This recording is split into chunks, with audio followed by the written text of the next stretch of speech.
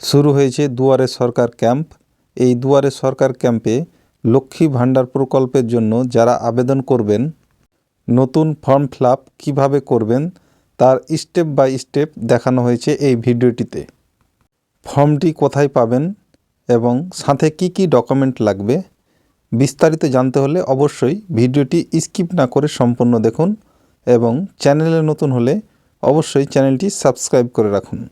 লক্ষ্মী ভাণ্ডার প্রকল্পের নতুন যে ফর্ম, সেই ফর্মটি আমরা ওপেন করে নিয়েছি। এখানে দেখুন গভর্নমেন্ট অফ ওয়েস্ট বেঙ্গল লক্ষ্মীর ভাণ্ডার স্কিম অ্যাপ্লিকেশন ফর্ম। এখানে স্পষ্ট করে লেখা আছে দেখুন, to be filled in English block capital letters, অর্থাৎ বড় হাতের অক্ষরে আপনাদেরকে এই ফর্মটি ফিল আপ করতে হবে এবং তার সাথে লাগবে কালার পাসপোর্ট সাইজ ফটোগ্রাফ। অর্থাৎ এই জায়গা যে বক্সটি দেখতে পাচ্ছেন এখানে একটি কালার পাসপোর্ট সাইজের ফটোগ্রাফ দিতে হবে। তারপর এখানে দেখুন লেখা আছে application ID for office only, অর্থাৎ এখানে আপনাদেরকে কোনো কিছু করতে হবে না, এই জায়গাটা ফাঁকা রেখে দিতে হবে। অ্যাপ্লিকেশন ফর্ম ফর লক্ষ্মীর ভাণ্ডার স্কিম। এবারে এখানে পার্সোনাল ডিটেলসটা আপনাকে দিতে হবে। এখানে দেখুন লেখা আছে দুয়ারে সরকার রেজিস্ট্রেশন নাম্বার। তা এই রেজিস্ট্রেশন নাম্বারটা আপনারা কিন্তু পাবেন না। এখানে যে ফর্মটি দুয়ারে সরকার থেকে নেবেন সেই ফর্ম নেই, দুয়ারে সরকারের যে কর্মী থাকবে সেই এখানে অ্যাপ্লিকেশন নাম্বারটি নোট করে দিবে। তার নিচে দেখুন স্বাস্থ্যসাথী কার্ড নাম্বার।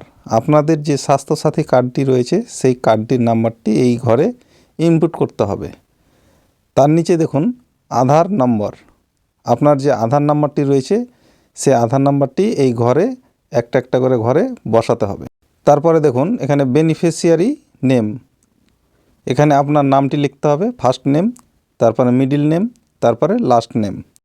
তারপরে দেখুন এখানে আপনাকে একটা মোবাইল নাম্বার দিতে হবে, যেই মোবাইল নাম্বারটি চালু রয়েছে সেই চালু মোবাইল নাম্বারটি আপনাকে এখানে একটা একটা করে বসাতে হবে ঘরে। তারপরে লেখা আছে ইমেল আইডি ইফ অ্যাভেলেবেল, যদি আপনার ইমেল আইডি অ্যাভেলেবেল থাকে, জানা থাকে তাহলে দিবেন, এটি না দিলেও চলবে যেহেতু এখানে স্টার মার্ক নেই।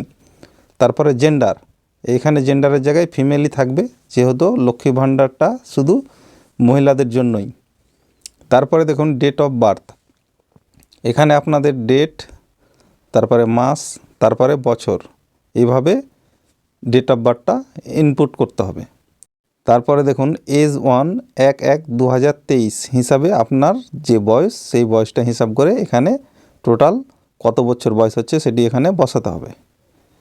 তার নিচে দেখুন এখানে লেখা আছে যে ফাদার্স নেম, এখানে আপনার বাবার ফার্স্ট নেম, মিডিল নেম, তারপরে লাস্ট নেম লিখতে হবে।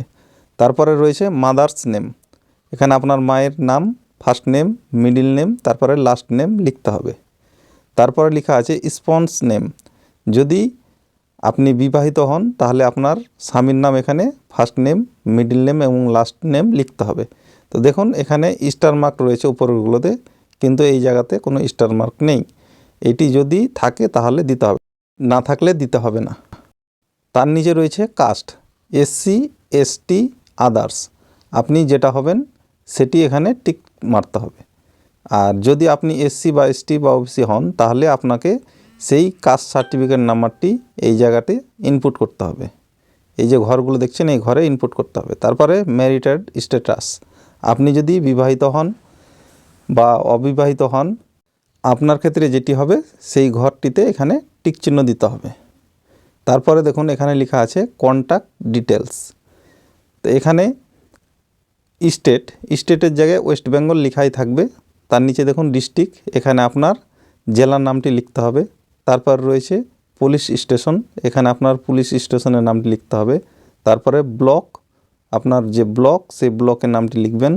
তারপরে জিপি ওয়ার্ড নাম্বার, অর্থাৎ আপনার গ্রাম পঞ্চায়েতের নামটি এখানে লিখে দিবেন।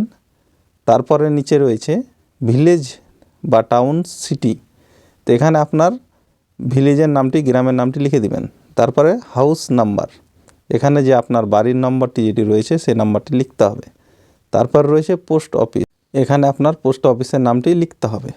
তার নিচে দেখুন এখানে লেখা আছে পিনকোড, তো এখানে আপনার পোস্ট অফিসের যে পিনকোড সেই পিনকোডটি লিখে দিতে হবে।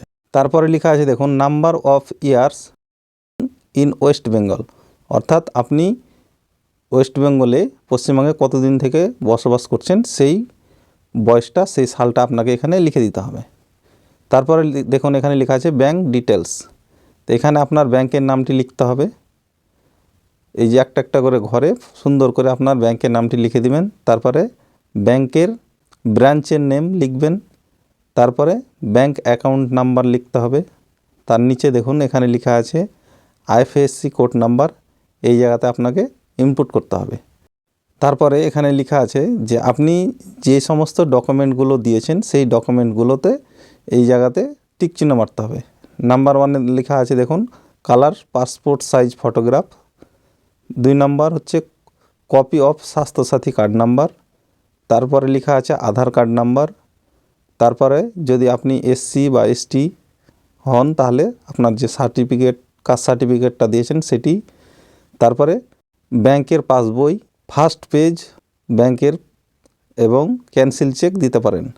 তারপরে আদার্স লেখা আছে, অর্থাৎ আপনি যেই ডকুমেন্টগুলো দিবেন সেগুলো এই যে ঘরটি দেখতে পাচ্ছেন এই ঘরে টিক চিহ্ন দিয়ে দেবেন। তারপরে রয়েছে সেলফ ডিক্লারেশন, এখানে লেখা আছে যে আমি পশ্চিমবঙ্গের স্থায়ী বাসিন্দা এবং আমি কোনো গভর্নমেন্টের জব করি না বা চাকরি করি না। এবং 3 নম্বরে লেখা আছে যে আমি যে ডকুমেন্টগুলো আপলোড করলাম বা সাথে দিলাম সেগুলো সম্পূর্ণ সঠিক এবং ঠিক, এভাবে একটা ডিক্লারেশন দেওয়া আছে। তারপরে এখানে যে ডেট দেখতে পাচ্ছেন এখানে আপনার তারিখটা দিয়ে দিবেন। তারপরে যে আবেদন করছে সে এখানে একটা সিগনেচার করে দিবে। এখানে সিগনেচার করা হয়ে গেলে তার নিচে দেখুন ফর্মটির নিচে রয়েছে অ্যাকনলেজমেন্ট, এই যে অংশটি দেখতে পাচ্ছেন এই অংশটিতে এখানে আপনার নাম, তারপর আপনার স্বামী বা বাবার নাম, তারপরে ডেট, তারপরে হচ্ছে মোবাইল নাম্বার, তারপরে স্বাস্থ্যসাথী কার্ড নাম্বার, আধার নাম্বার, এটি লিখে পূরণ করে দিতে হবে। তারপরে এই যে রিসিভ অন, এখানে যে রিসিভ করবে সেই ডেটটা সে অফিসার দিয়ে দিবে, তারপরে সিগনেচার একটা করে দিবে। তো এই অ্যাকনলেজমেন্ট স্লিপটা আপনাদেরকে যখন আবেদন করবেন তখন আপনাদের হাতে সেটি দিয়ে দেওয়া হবে। তো এই লক্ষ্মী ভাণ্ডার প্রকল্পের ফর্মটি পূরণ করার জন্য আপনাদেরকে লাগবে পাসপোর্ট সাইজের কালার ফটো, তারপরে লাগবে হচ্ছে স্বাস্থ্যসাথী কার্ড, আধার কার্ড, কাস্ট সার্টিফিকেট, ব্যাংকের পাসবই এবং অন্য যদি আপনাদের ডকুমেন্ট থাকে সেগুলো দিতে পারেন। তো আশা করি আপনারা বুঝতে পারলেন যে লক্ষ্মী ভাণ্ডার প্রকল্পের যে ফর্ম, নতুন ফর্ম, সেই ফর্মটি কিভাবে ফিল আপ করতে হবে। ভিডিওটি যদি আপনাদের উপকারে আসে তাহলে লাইক, কমেন্ট এবং শেয়ার করতে ভুলবেন না। Thank you.